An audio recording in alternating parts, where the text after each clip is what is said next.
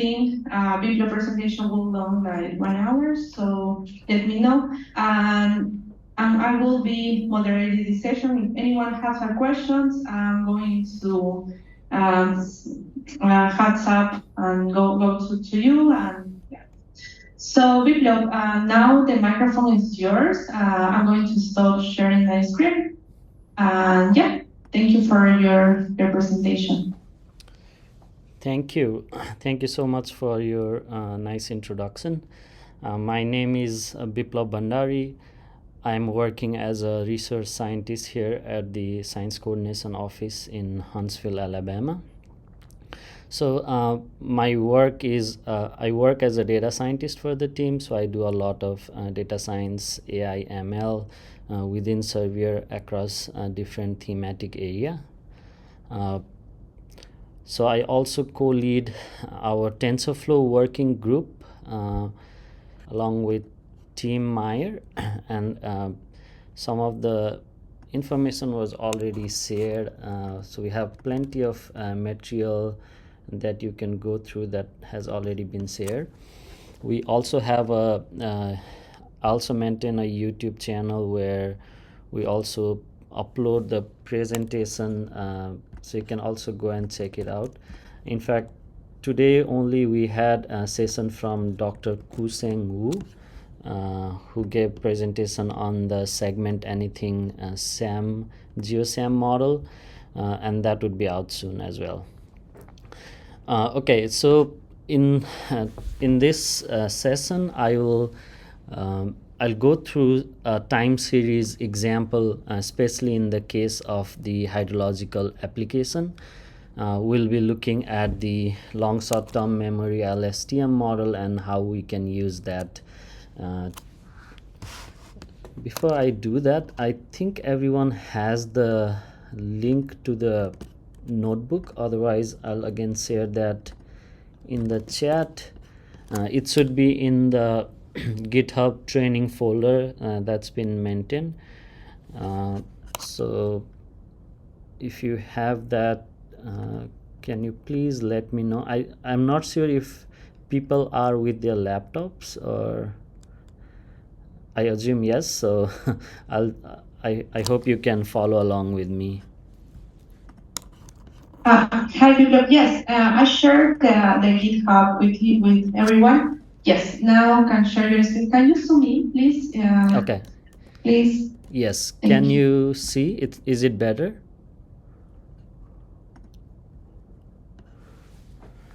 Okay. Yeah. So. Better. Thanks. Okay. Thank you. Thank you for confirming. Yeah, so today we'll be doing a small hydrological modeling using Google Earth Engine and LSTM. When I say hydrological modeling, we'll be mostly simulating stream flow or a discharge data set, which basically represents the volumetric flow of water per second. And in this tutorial, we'll be using LSTM as well as Google Earth Engine to access some of the meteorological data set. So this particular example is inspired by this paper from Frederick Krates, who talks about performing the traditional rainfall-runoff modeling using LSTM. In this paper, he goes on to show how you can use LSTM to do some of the traditionally process-based model. You set up a hydrological model traditionally, and you calibrate your input data sets and start making predictions. So it talks about how that similar process can be done using LSTM. Talks about all these calibration process, and at the end it also they also compare it with the regional model for regional hydrologically developed model. There's also this camel data set which has some of the hydrological data, and at this time it has grown. I think it also covers some countries in the Europe, and if you have data, you can share those data over in the camel data set, so all the researchers around the world can use it. Nevertheless, by the end of the day, end of this session, we'll roughly have a similar looking hydrograph where we'll be able to simulate the discharge using the meteorological data. So it's a great paper. I highly recommend going through that. And also want to acknowledge Kel for originally developing this notebook, which has since been modified. So in this, so let's start by importing some of the packages that we need for this exercise. We'll be heavily relying on Pandas data frame. So we'll go ahead and run that. So in this, we'll be using USGS, the United States Geological Survey API data. So we're also using this request module to get the data through their API. Next, in the next block of code, we'll go ahead and import Earth Engine as well as initialize it. If it hasn't been initialized, we'll also go and authenticate it. So I'm not gonna go into detail of how you can set up this cloud project in Earth Engine. I assume that you already have this set up and you have the correct permission to do so. If not, there are several documents available online that can help you how you can set up this cloud project. So going and generating this token here.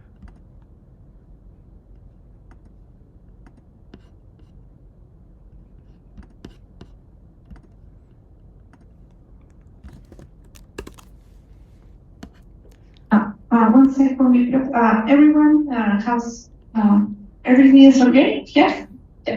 Sorry. If you don't have the notebook open, I pasted it into the Etherpad. So the link is under important links. You want to follow along. Notebook. Yes, until now, Biplov, everything is good. I think most of the participants is following the script. Thanks. Okay, awesome. Yes, the link is there. Please, if you have any question at any time, please let me know. Okay, yeah, I hope everyone is here up to now. In the next block of code, we'll just import TensorFlow. We'll using TensorFlow as our machine learning library here. Within TensorFlow, we'll make heavy use of the keras. At least at this time of writing this notebook, we will be using the version 2.12 of the TensorFlow, which is I believe is the latest one. Next, we'll import the Folium library. This is for the visualization purpose. Again, there are a great number of other libraries like GMap that you can also use to visualize your Earth Engine data. But for the sake of simplicity, I'm just going to use the Folium library here. Okay, so next we'll be accessing some of the data that we need for the modeling part. And for this exercise, we need two main data set. We need an observed streamflow as well as the forcing data set. The forcing data set, we'll get it from the Earth Engine, and we'll come to that later on. But for now, we'll focus on how we can get the observed streamflow data set. And getting an observed streamflow data set it's a very challenging work because there goes a great number of resources, budget.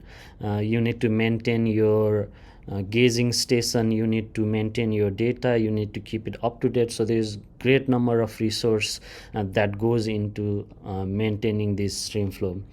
And for someone like me who focus a lot on outside the US, it's a major challenge on the data side. Sharing data is not as easy as it is here in the US. Fortunately for this exercise, we'll just look in the US. USGS offers this great website. We'll also look at this in a bit. That allows user to search the data set or programmatically access those data. They also have capability to provide this data set in a near real-time fashion. So that's great for us, and we'll look at how we can access those data. So again, there's a website, a web interface for the National Water Information System. If you go and click that particular link, it will take to this landing page. There's this map with all the sites. If you click over there,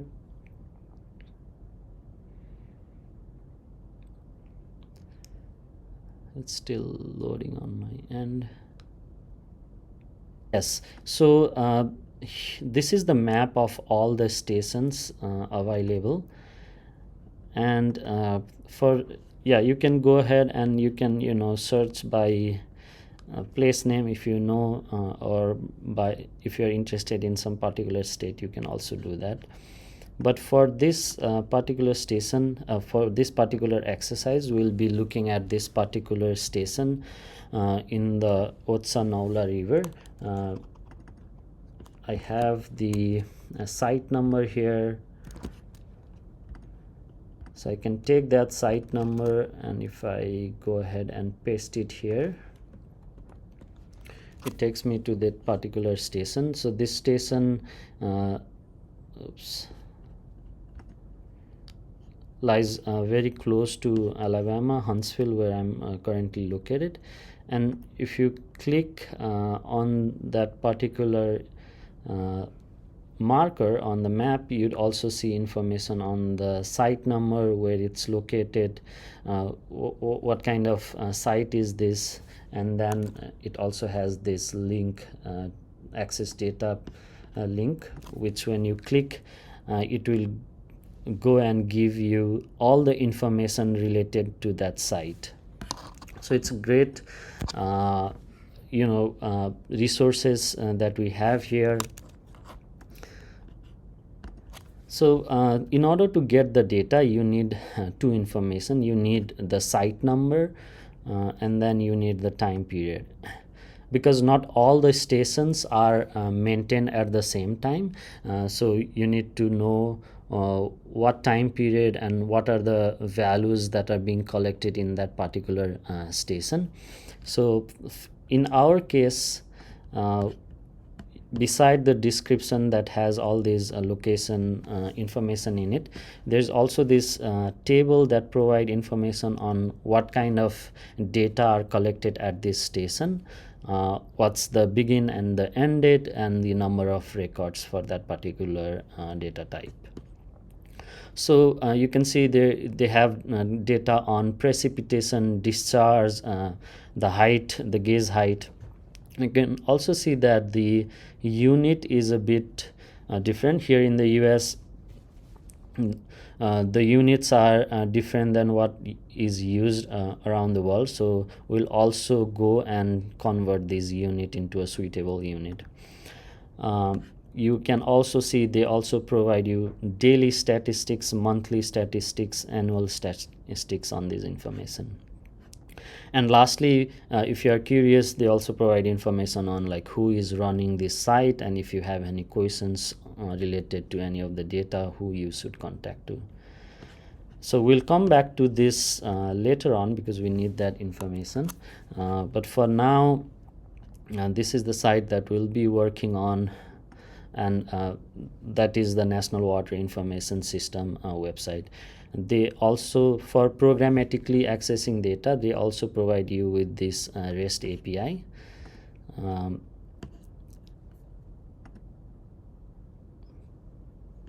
So the REST API, different services exist for different kind of values that you are interested in.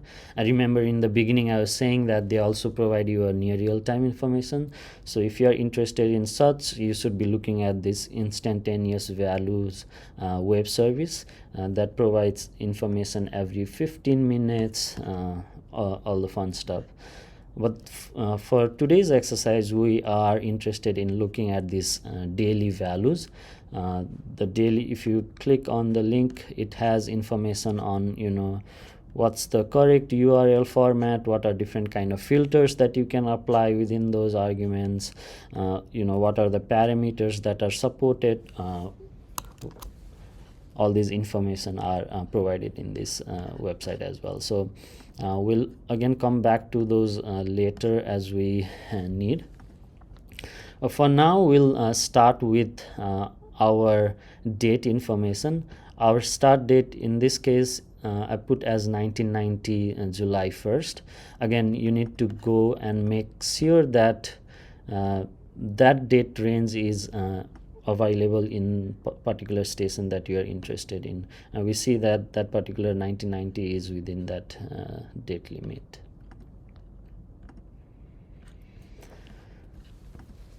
So once you have that, in this next block of cell, just checking the number of dates between the start and the end date, including the end date, and I'll show you why we're doing this later on.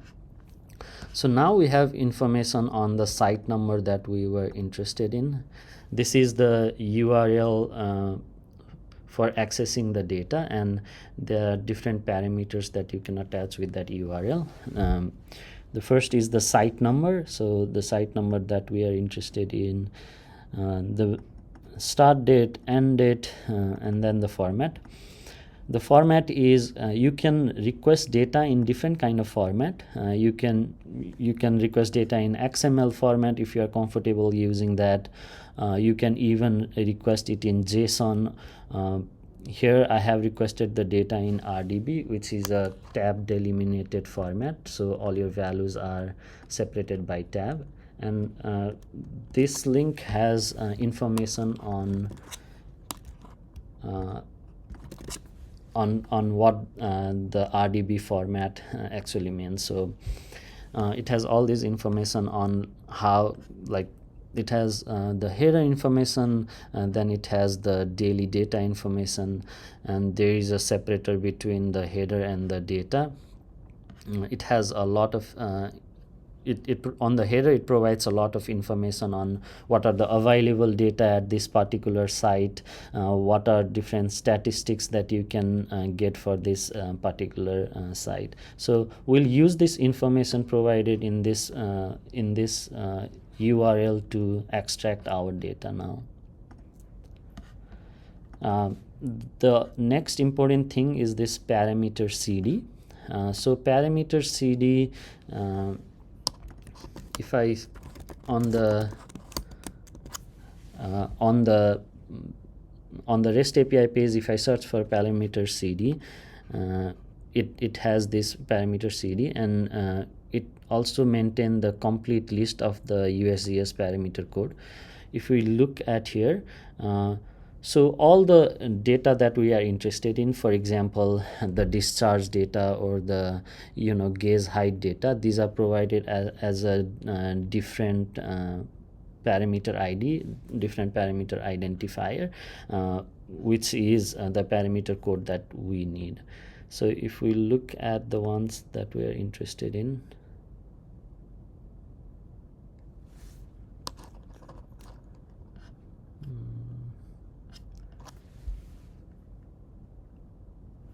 okay, so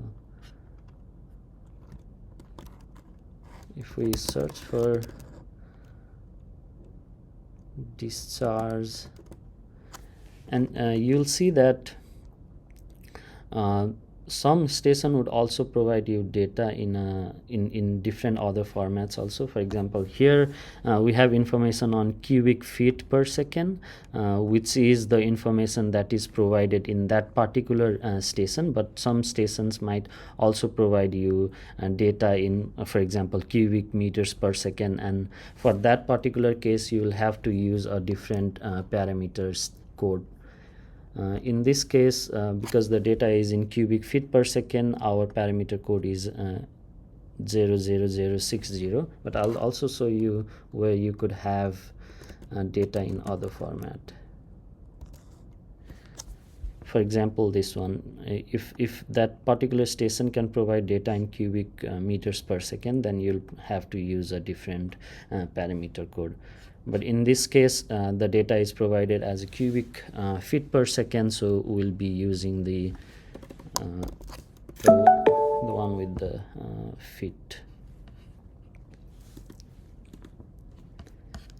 Okay, so now moving on. So here's the parameter code, cubic feet per second. We're using the requests module to request the data from that particular URL with the needed parameters. So when you run this, you should be seeing a 200 status code. That means your request is successful and you have the data now, and these data are stored in this response variable. As we saw before, that when you request the data in RDB, it provides you header information as well as the table.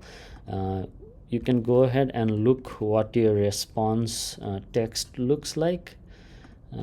So these are actually all the data that's coming out, and if you go at the very top, so here's your data separated by a tab, but before the data begins, there's a lot of information on what those values mean, which you can read here. So we'll use that information on the page that was that we looked before to split the response into our header and table.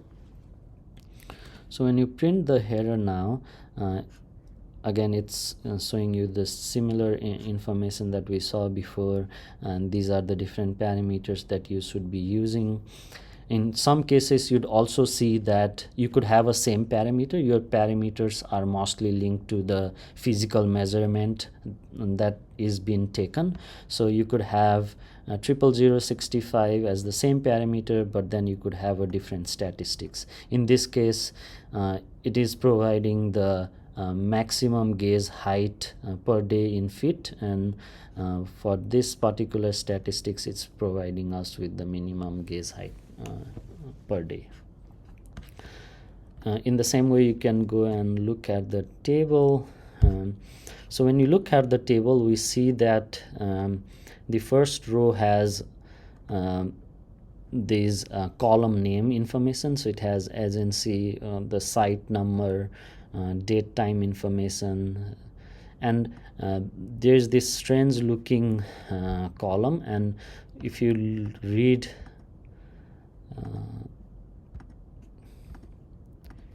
if you read over here, it says that these daily data are provided in this particular format, where the first two character defines the data description. So it's similar to this.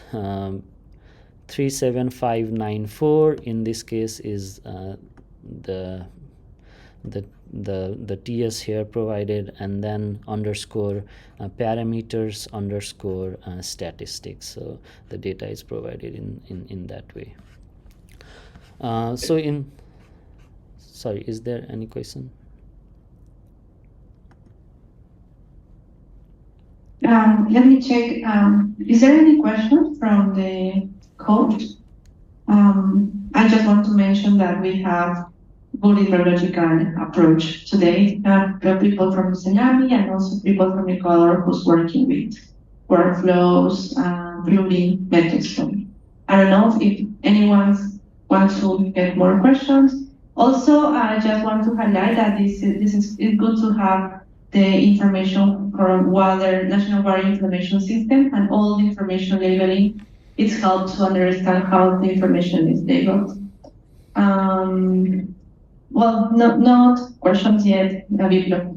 Okay. Thank you. Okay, awesome. You can stop me at any time. Yeah, so now we'll use that information. So we have here nicely formatted the column name. It's a tab delimited values, so we're reading that. And here we have our data frame. So this data frame is our observed data frame. It has date time information and the discharge information along with other information, but we are mostly interested in date time and discharge. And again, this discharge is in cubic feet per second, and in this next block of code we'll convert that to a cubic meter per second using this constant. Since we're interested in date time and discharge, I'm just taking those columns from our previous data frame and then doing the unit conversion for our discharge column, and then using the date time column to put it as an index. So if we need to filter by date, or if we need to perform any kind of other date related operation, it's easier to do that. So when you run that, you now have a final data frame, the observed data frame, with discharge in the correct unit as well as the date time information. Okay, so this is great. Now we have the observed data set. All we need now are the forcing data set. So the forcing data set are kind of like X values, and we mentioned that we'll be using Google Earth Engine to extract this forcing data set. In order to extract these forcing data sets from Earth Engine, you need to know what meteorological data or the forcing data you want to use, as well as you want to focus on a particular watershed geometry. So in this next line of code, we'll see how we can do that. So before I move on to getting the watershed area, probably this is not the best approach. I'm showing you for this tutorial, but ideally when you are delineating your watershed, you ideally want to have a pour point where you have your measurement, which is your measurement station, and then use some GIS software like QGIS or ArcGIS or NV, whatever it is, to delineate your watershed along with your flow direction or whatnot. But for this case, I'll be using a pre-prepared watershed from WWF, which is a hydroshed. I'm using a level 8 basin, and my logic for getting a basin is just that whatever hydroshed basin is intersecting with that particular geometry, I'm just getting that. Again, it's okay for this presentation, but if you're doing something practically, you might wanna get your exact watershed area. Yeah, so here latitude, longitude, again I'm getting this information from the station page that we saw earlier, and then constructing a gauge geometry using ee.geometry.point. And then I'm initializing our watershed and then getting the basin or the water hydrosets that filter with our that intersect with our geometry. So here I'm just visualizing the same thing, basically painting the feature collection, which is the basin in our case, to an empty image, and then adding it to the map using Folium, where I am centering the map onto the latitude longitude with the zoom level of 9, and on top of that I'm adding gauge latitude longitude as well as the basin outline. So when I run this, it'll just show the same information. Here's our basin, gauge station, and then there's the basin. Okay, and so moving forward, so now we have the geometry, we now need those meteorological data. For this particular example, we'll be using a daily ERA 5 aggregate data set. The link is provided here. So this is the data that is produced daily in a daily scale by ECMWF under their Copernicus Climate Change Service at the European Space Agency. This model runs globally at roughly 28 kilometer. At roughly 28 kilometer, and it has information on temperature, precipitation, pressure, different components of the wind. So it has all this information, which is great. So we'll in this one we'll be using the ERA 5 daily data set. And it also has a code editor that shows basically how you can use these data sets. So I'm leave it to you to explore that. We're specifically interested in precipitation, temperature, wind component, and the pressure. I probably know that precipitation probably is the major driving factor, but there are other forcing data set that plays an equal role depending on where you are in the country. So here we are getting our image collection, filtering it to our start and the end date, and then getting our forcing bands. In this line of code, I'm using the get reason method. So ERA 5 is now an image collection. I'm using a get reason method on that image collection, providing it with the geometry and scale. For the scale, I went from 27 to up to 30 kilometer because I was getting timeout error. But if you are running something in production, you might want to divide your area into multiple tiles and then get data that way. But for here, we'll just bump our scale to 30 kilometer and get the data. The get info would get those data on the client side. It will take a couple of seconds to run this. Once you run that, this lump forcing, the output from the get reason is a list of list, where your first list is the information on what are the bands that it's extracting the information on. The ID here is the pixel ID, uniquely identifying pixel, but other are the information that's coming from the image collection. And remaining data are the actual data that's coming out. So when you run the second item on that list, you'd see all these values, and now you can correspond what each index on that list means in a physical sense. So now we have all these list with all the data in it, and again we'll be using pandas in order to parse those list, where I'm just giving it starting from the first one, because we saw that the first is the column name, starting from the second one, and then initializing the column name as the first one on that list.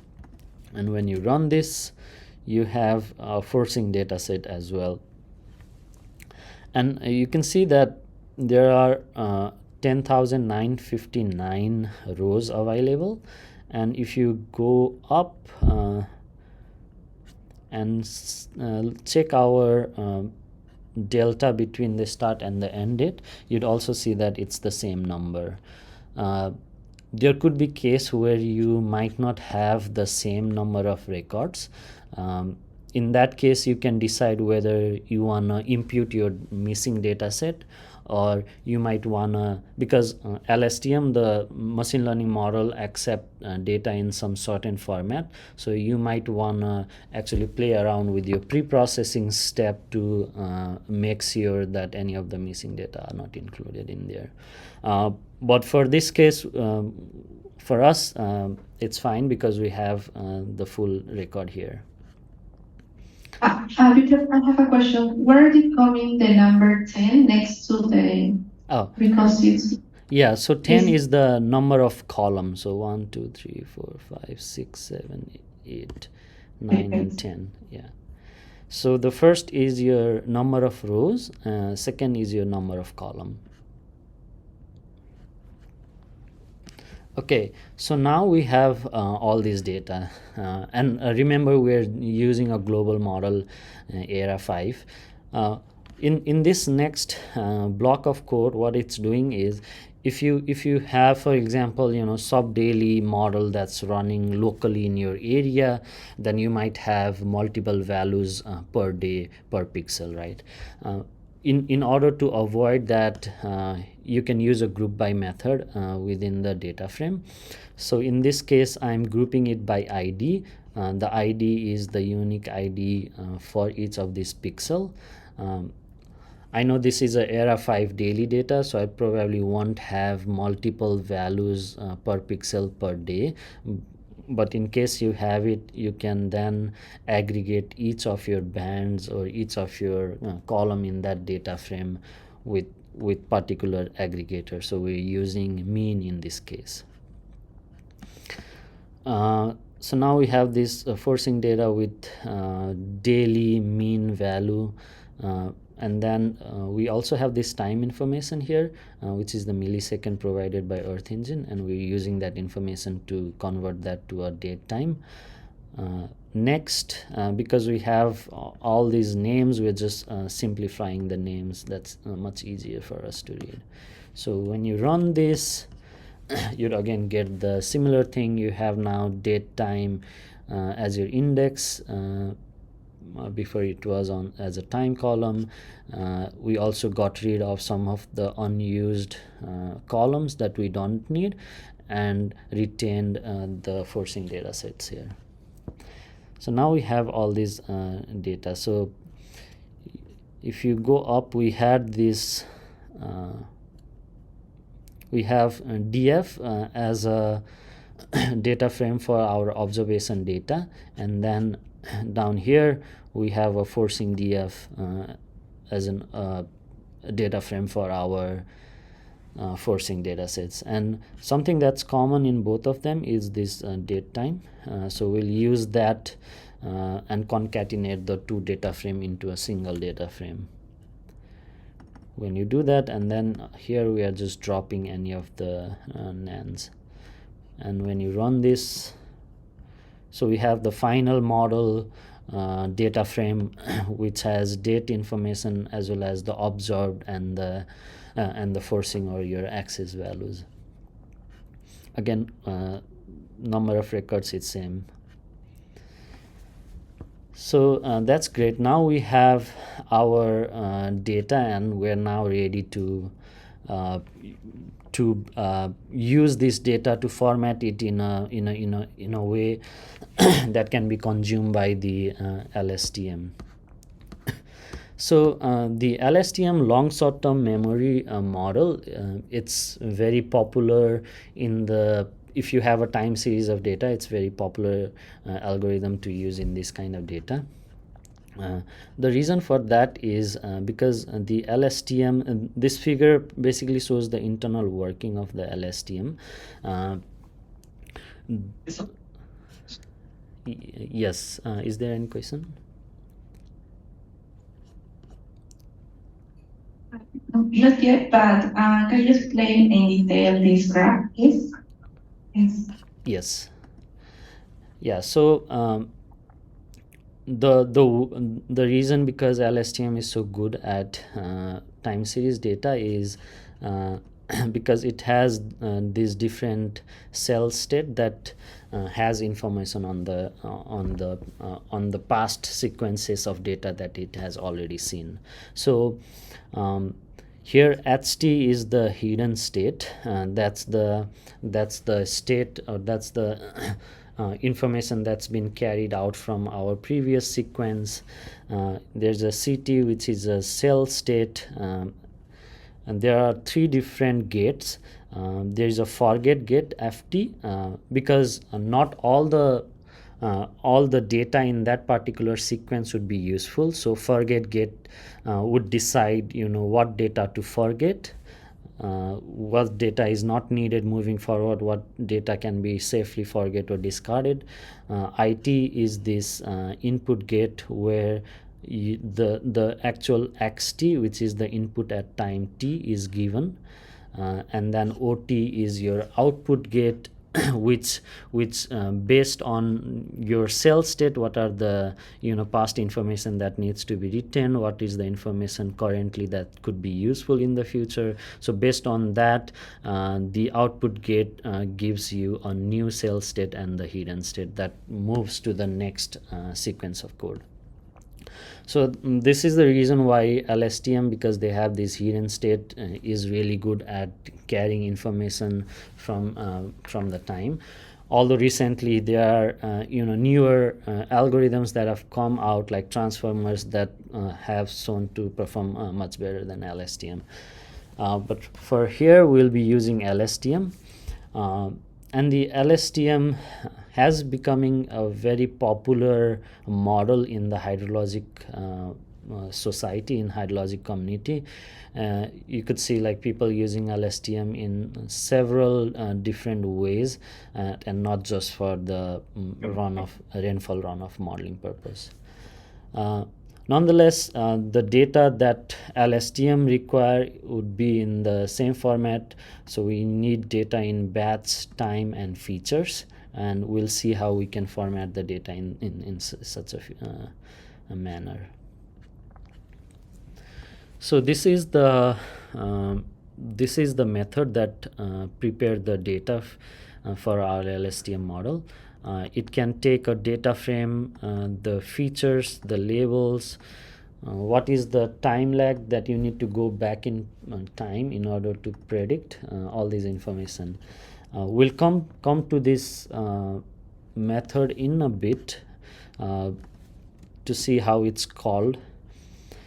Next here, so we're basically defining all these parameters that are needed for this method, right? So we're looking at, so first we'll do a hindcast kind of modeling. So we'll just look at the historical data set, and then if time permits, I also have a bonus on how you can use it in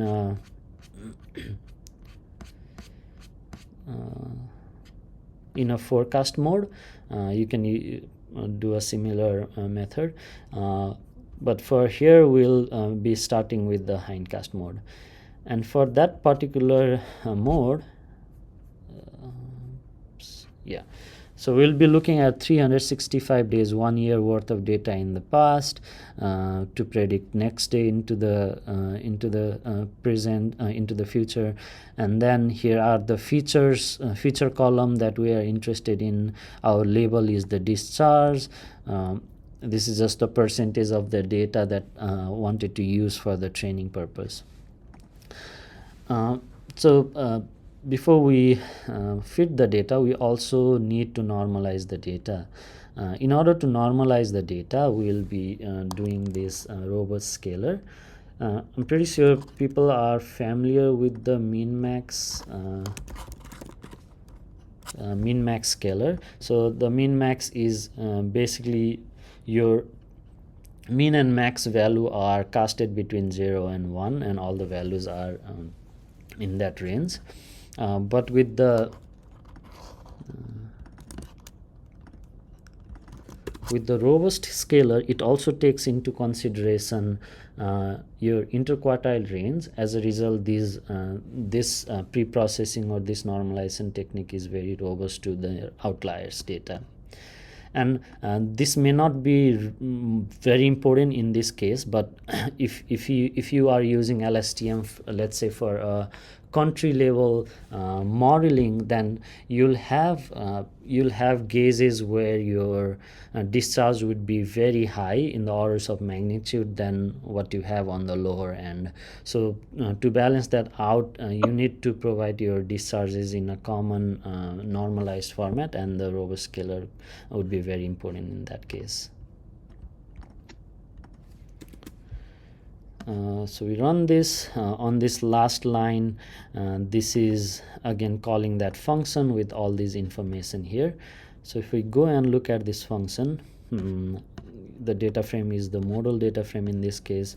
So it's getting your axis with all the feature names that we have provided, and then if you're just predicting one day into the future, you don't have to provide any period argument. The default is 0. Here if you look, I haven't provided any prediction period. It's the default one. I do have a time lag parameter that is provided.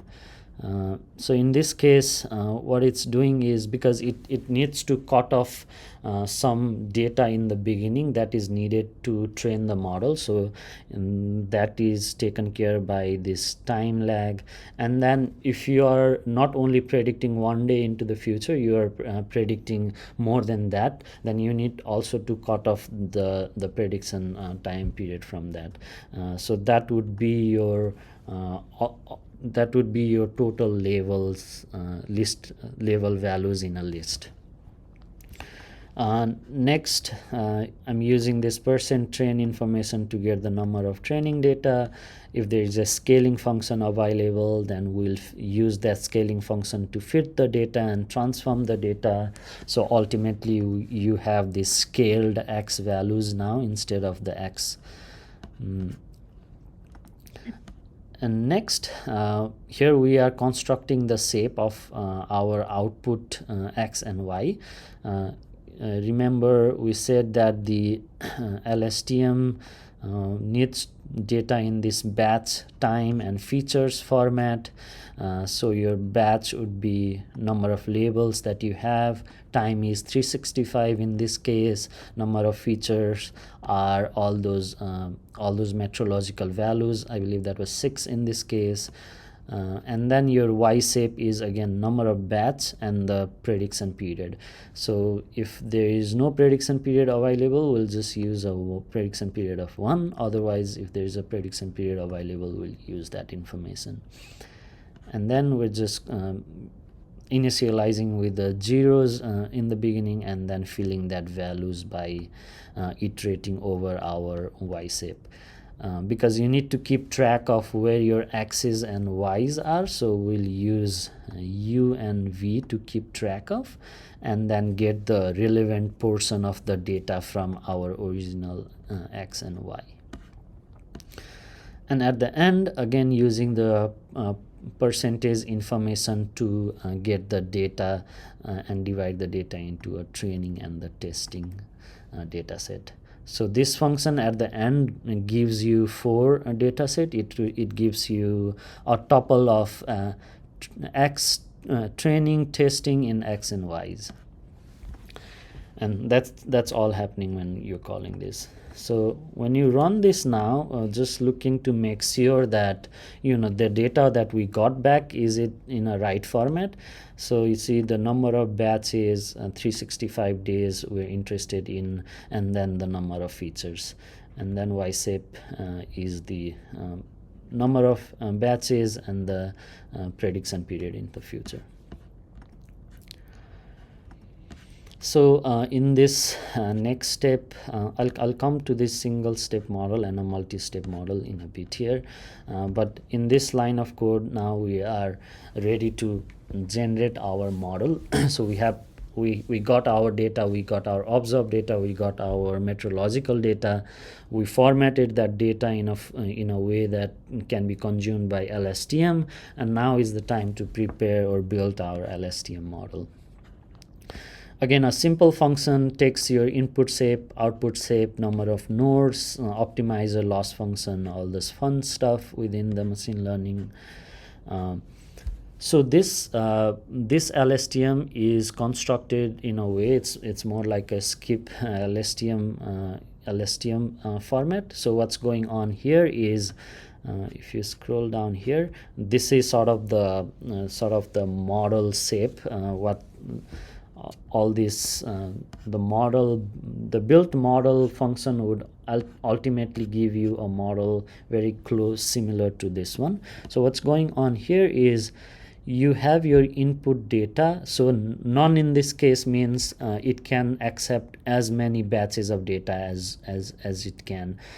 So none in our case was roughly around 9,000 data, but it could get as many batches of data as it can.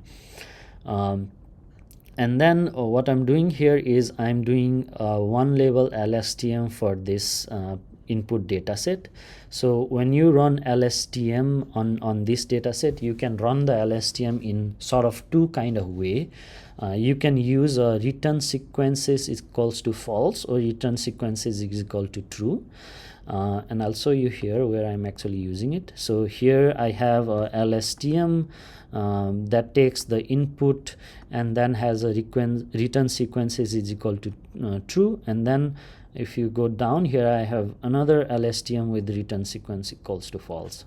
So what's happening here is when you use return sequences is equal to true, it's more of a like many to many kind of relationship. So all the intermediate state would also give you an output. That means if I'm using 365 days worth of data for each of those time step, I'll get the output. In case of return sequences is equal to false, it's more like many to one kind of thing, where the output would come from the last cell state, and the others are not. There's only one output from the last cell state. So that's what's going on here.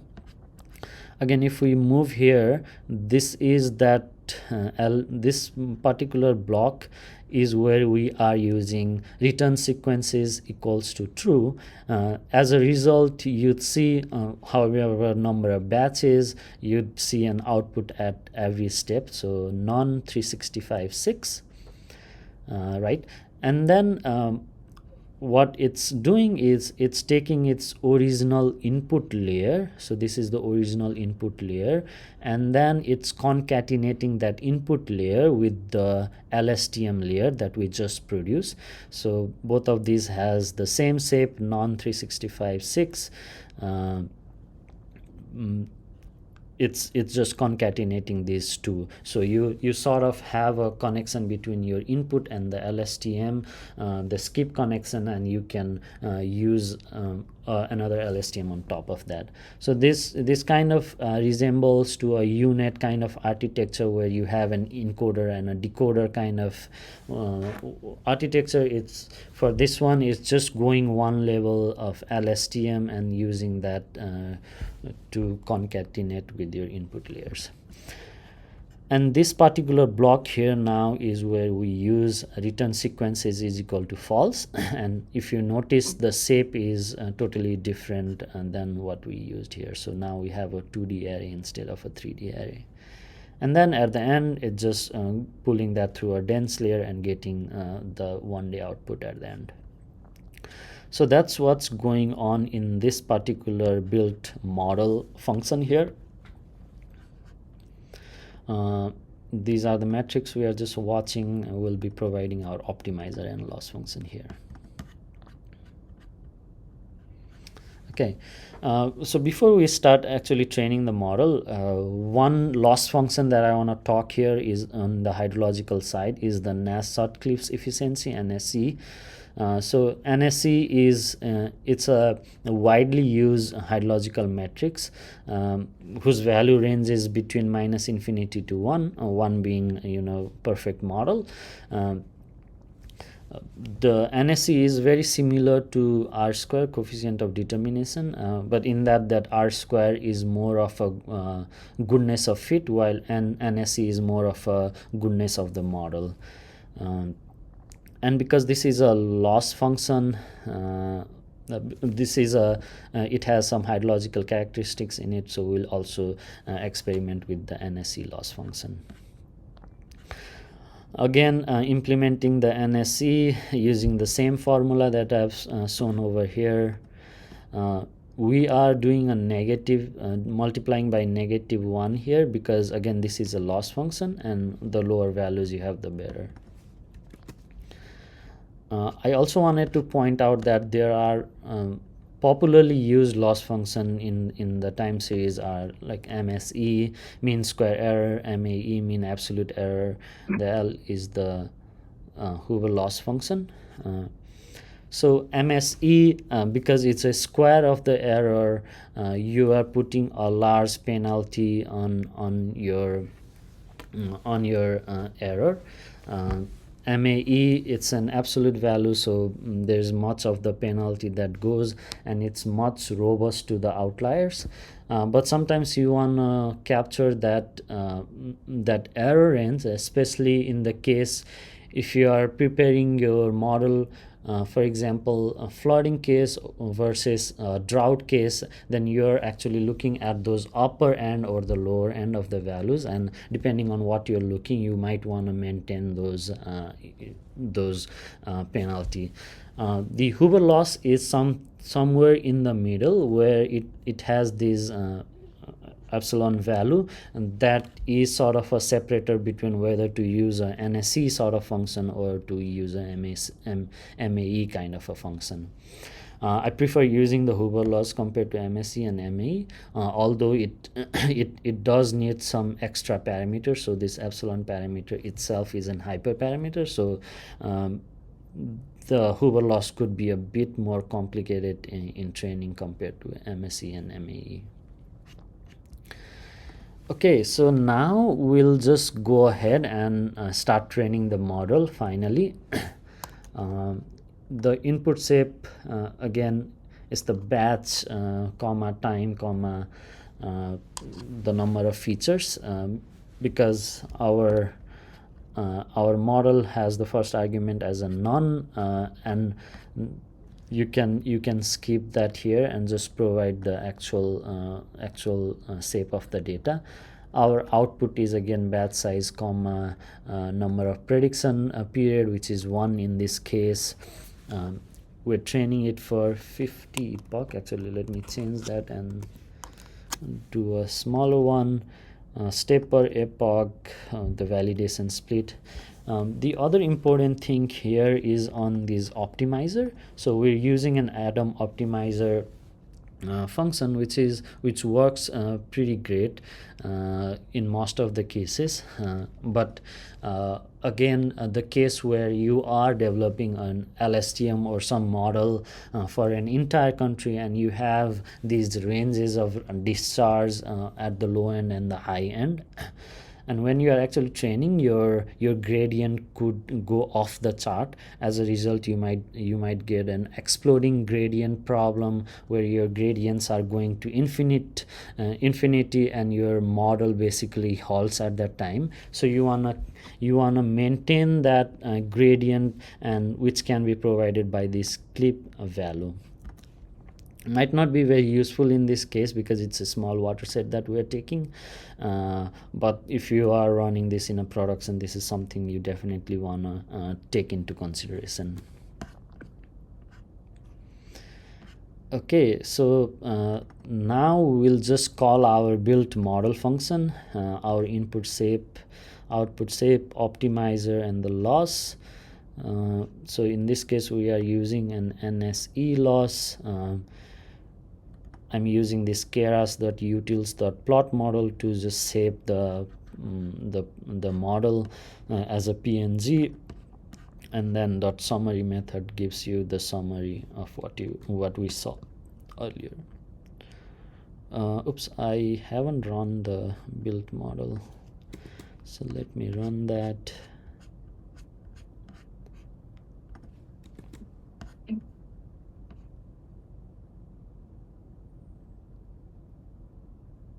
Great.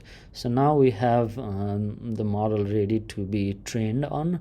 It has total of around 18,500 parameters, so it's not a very heavy model. Yeah, in this block we'll just go and use our model to train it with our training example.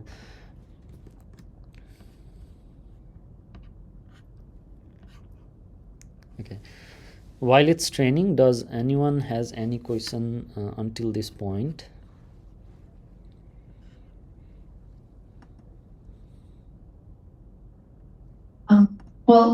I have a question, but probably are not like, it's more like basic. I know when we tested the input layer, like no 3605 that I related this a year, and why is the number 6 after this? It's because of the columns as well? Yes, so 6 is how many features are using, so you can think of that as your x. So you could have multiple x to predict your y's, so that 6 just represents what are your x's or the number of column in that data frame. All right, thanks. And I have another question that is related. What is important? Like when we tested like the lagged arrays, and in the code I see like time lag equal 10. If we change the number of time slash value lag equal 10, if we change the number, will change our results. If I understand. Yes. So it's really important to have like 10 values. So yeah, go ahead. Yeah, I think there is like two things into that. You have to carefully consider your time lag. So the time lag is saying that how many days you want to go back into the time in order to predict whatever number of days into the future, right? So that time lag information is very important. I'm using 365 in this case, but you might want to experiment with, depending on what watershed you are working on, and like some watershed, at least some watershed in Cambodia could have like up to 3 seasonality. In that case, I probably don't need 365 days.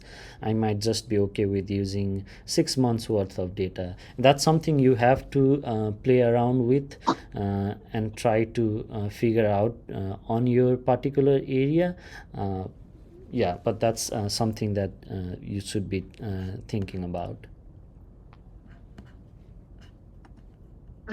Thanks. I have a question from Yusef. Yeah.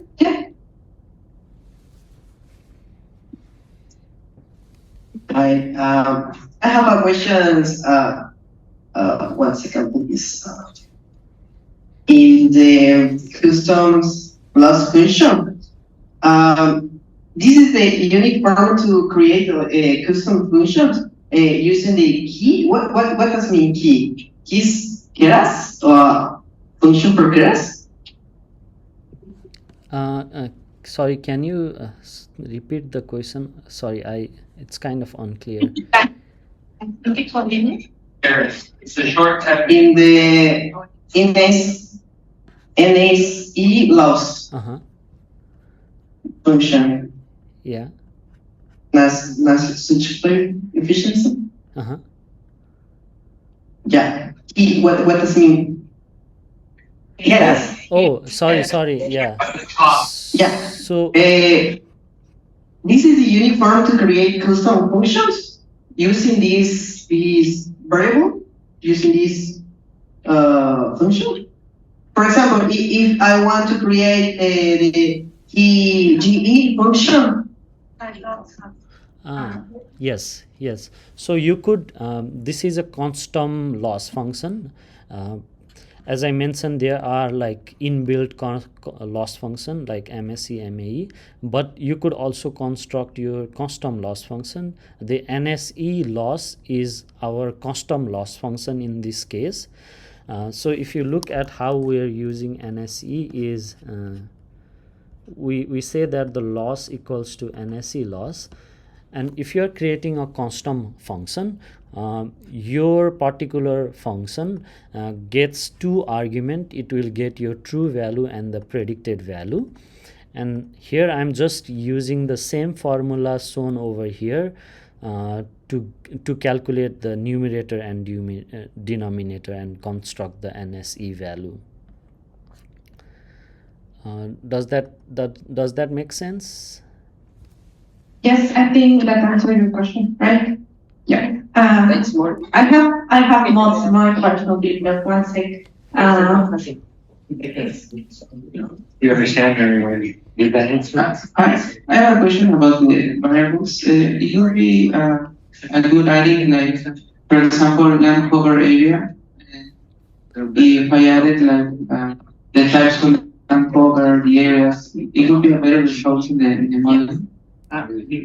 Yes, and yeah, that's a great question. So that's something you'll have to decide on your based on your application. If you think like there's a lot of land cover change going on that could significantly affect some of the forcing data set as well as the precipitation, you should definitely use it. In my case, I'm not sure if that was the case in that particular watershed. It's a very protected area, so I haven't used, and I'm just using the meteorological data. But if you think that's something, you should definitely use it.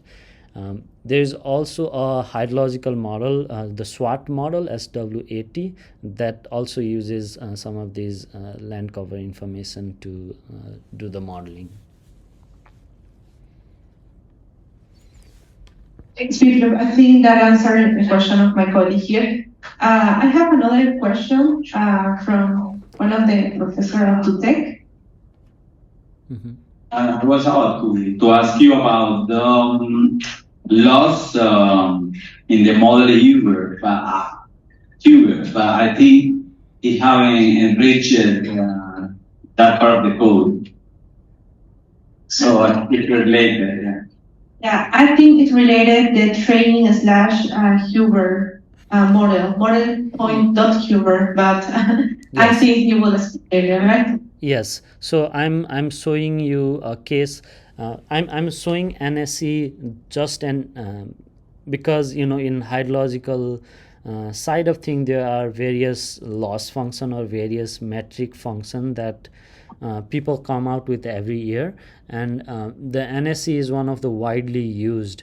So I'm showing the NSE here to show you like how you can take any function that you are interested in as a loss function.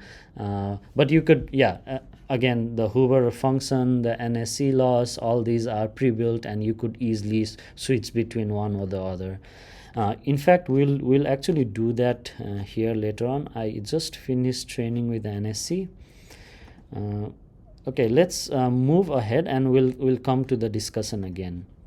So so now you can see that our loss has decreased and gone to a negative. Again, we said that it could go up to -1 on this side.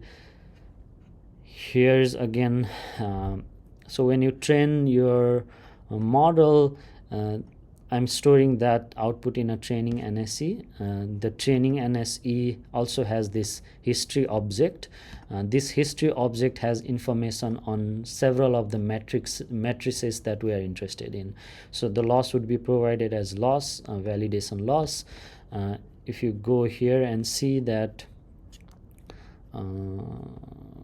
we also say that we'll be keeping an eye on other kind of matrices, so you'll also get information on those matrices here over here.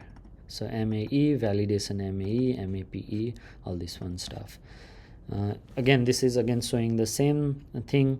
So in this one, and we saw like how you can use a custom function as your loss function, in this case NSE loss, but there are also several loss functions that are already pre-built. Hoover loss is one of them. In this case, again, I'm building a model using the same input shape, output shape, same Adam optimizer, but I'm using a Hoover loss here. Again, running it for 15 epoch. While it's running, okay.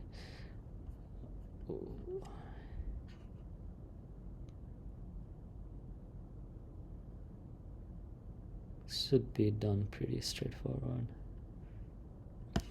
Yeah, while we wait, anyone has any more question on this one?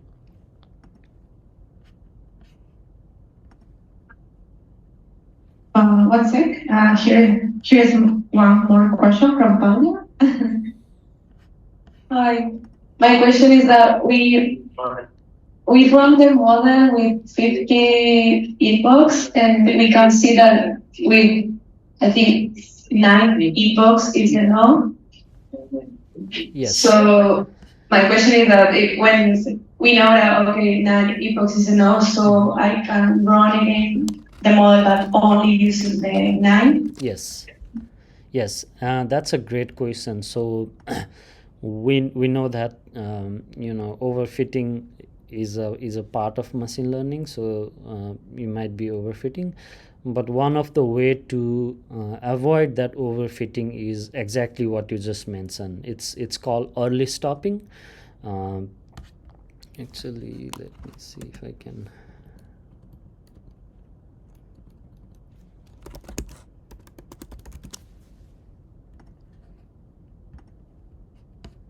Thanks, Biplov. Yeah, that answered the question. Yeah, sorry, it's not loading here, but Just one sec. yeah, so you could use. Yeah, so answer. Yeah.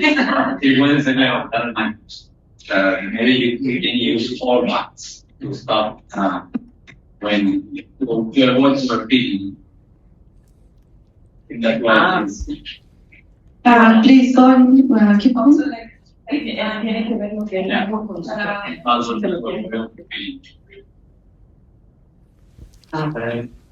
I was just about to ask you about the use of callbacks, because I know you can use maybe some callbacks to avoid overfitting, and you were showing early stopping callbacks. I think Yes.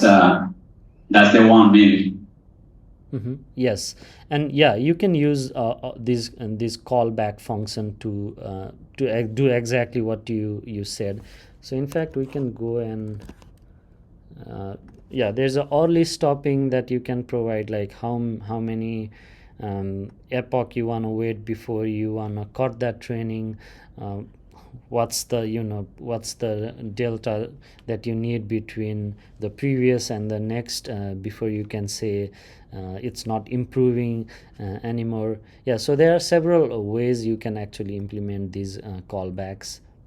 You can even have a callback to save your model, which is this model checkpoint. So you can try to save your model at every epoch. You can have those kind of callbacks.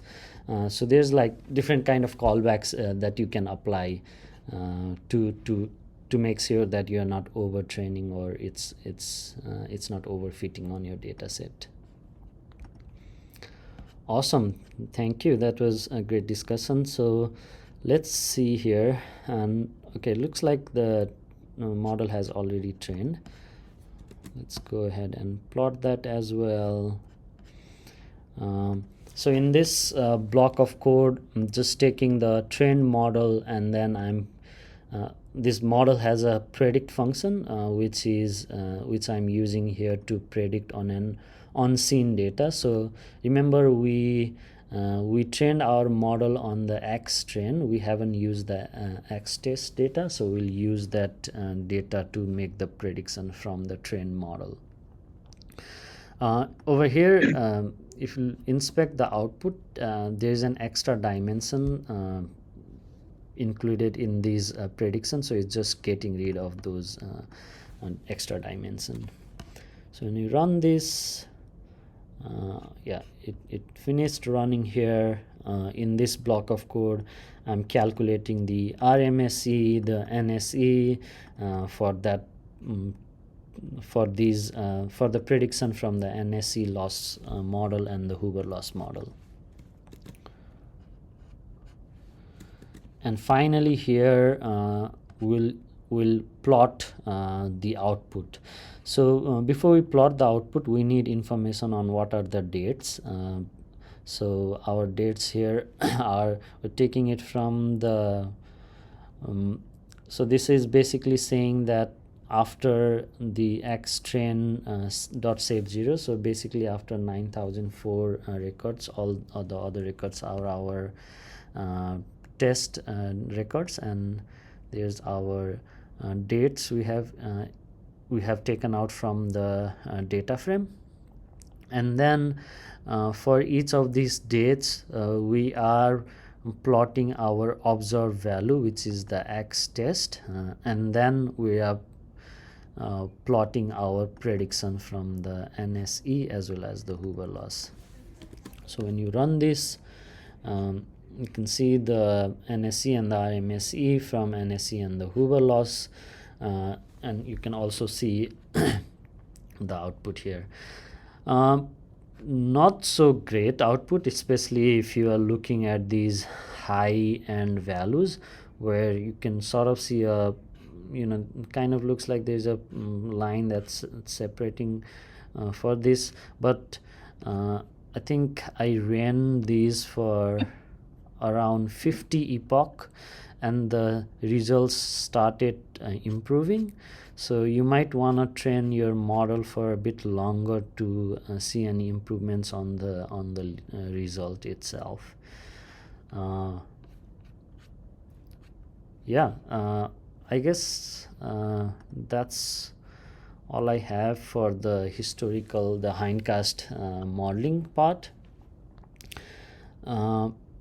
I don't think there's much time to go through this forecasting streamflow, but here it's basically doing the similar thing, and instead of just predicting one day, we can use that particular LSTM data prep function to also prepare our data. So it takes, for example, 120 days into the future and can into the past, and then can predict 5 days into the future. So this kind of model you can develop, especially if you are using something on a forecast mode. You have an operational model that you have trained on your historical data, and also trained it on this, and then you can use this forecast mode to provide the warnings as needed. When you run this, you'd see your X train and the Y train would now be a bit different. It's again 3D data on the X train and then 2D on the Y train, but your Y train now have 5 days of prediction period instead of just 1 day. Again, doing the same thing, building the model using a Hoover loss, and then training the model.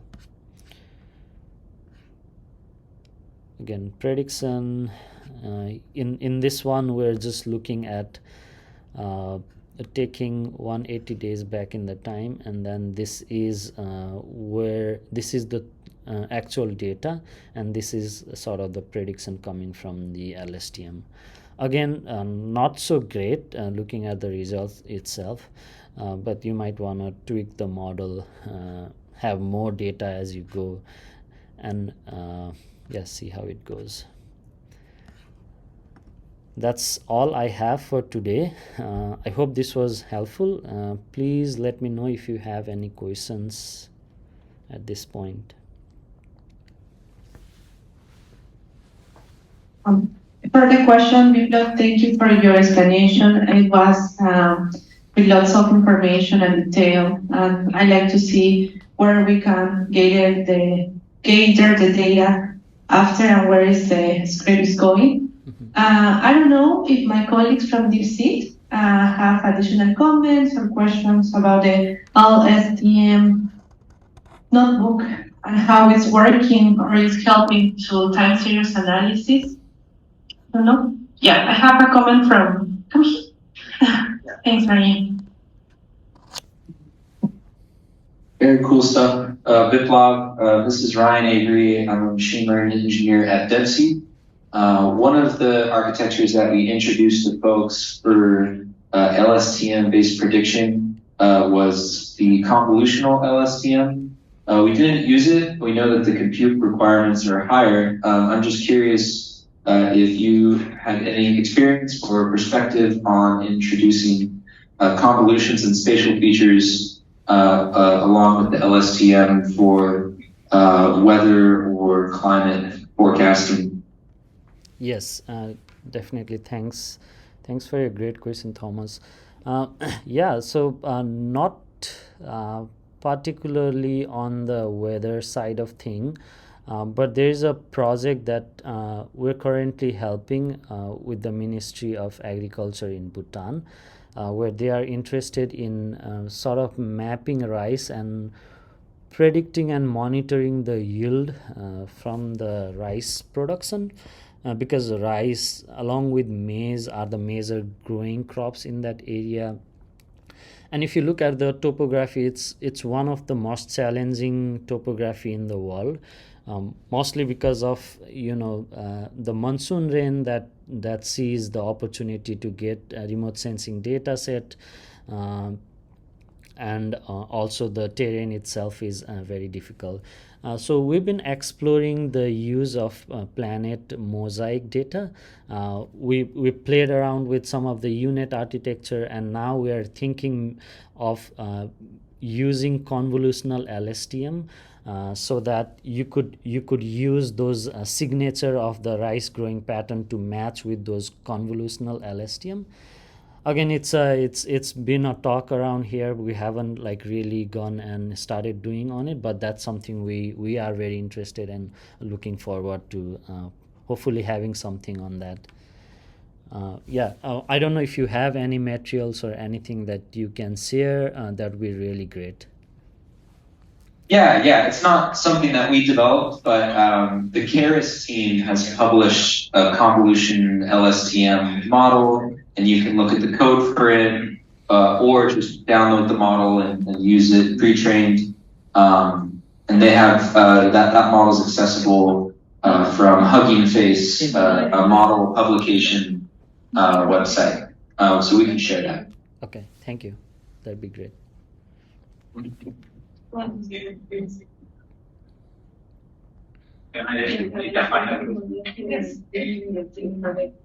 Biplov, it's a final question, I think. Okay, sure. Sorry. No problem. Now it's just about exactly this figure that is showing in the collab. That is showing the predicted values and the true values. My question is, the error of the prediction is growing with time. I mean, I'm trying to predict future, maybe 3 points ahead. It has more error than 1 point ahead. The error increases as the prediction that I'm doing increases. The time that I'm predicting is 5 data in the future. Mm-hmm. Yes, so you could use the same similar technique. If you go and look at this on this forecasting streamflow side, there is a way you could change all these time lag or a prediction period. So it's not necessarily you have to do like 5 days. You could even do longer days depending on what forcing parameters you have. If you have a model that's running regionally or in your area, then you have more confidence in the model. In that case, you might even go up to like 15 days 20 days into the future. That's something you can definitely play around with. I don't know if I answer all of your question, but hopefully some part of it. Yes, thank you.